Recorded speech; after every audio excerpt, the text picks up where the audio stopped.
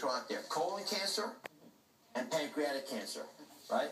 Now, how do you differentiate those two?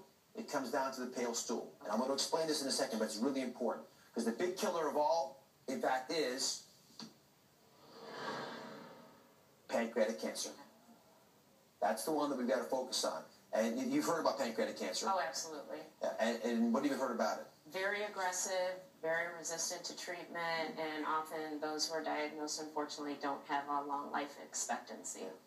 But some people seem to do really well with the diagnosis. Mm-hmm. The question is, why is that?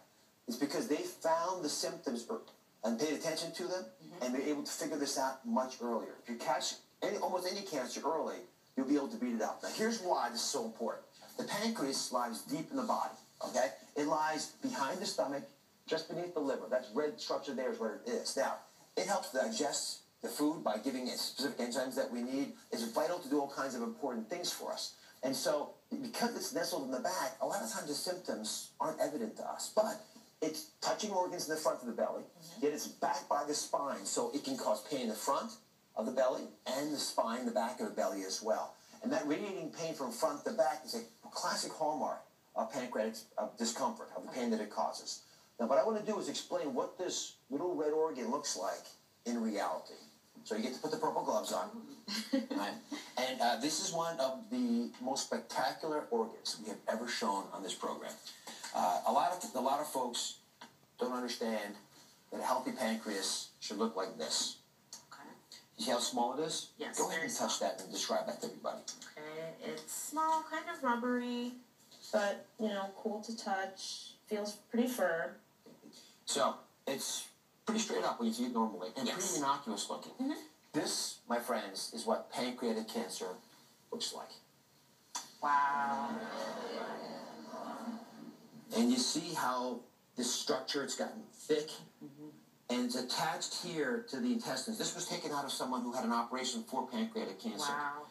So the key factor to notice here is that when the pancreatic cancer gets large, it blocks off the enzymes that are used to digest food, as mentioned earlier, from getting into the intestines.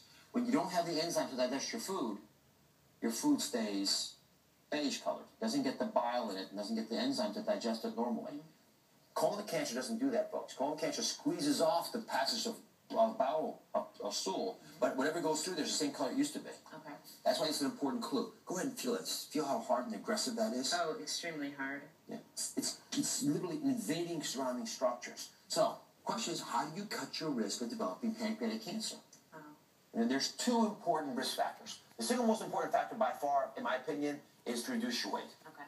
So that's an important one. And obesity has a big partner in crime when it comes to pancreatic cancer. Something you may be eating every single day. There are chemicals that are called nitrites. These nitrites are used to cure and process meats like bacon and sausage. Okay.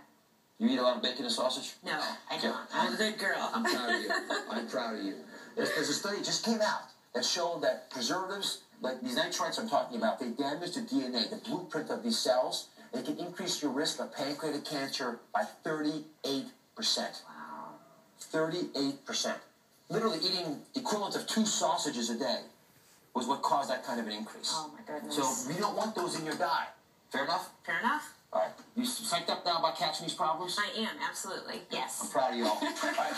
Next, how can you stop all of these silent killers before they start? I've got a list of superfoods that can help prevent cancer right after this.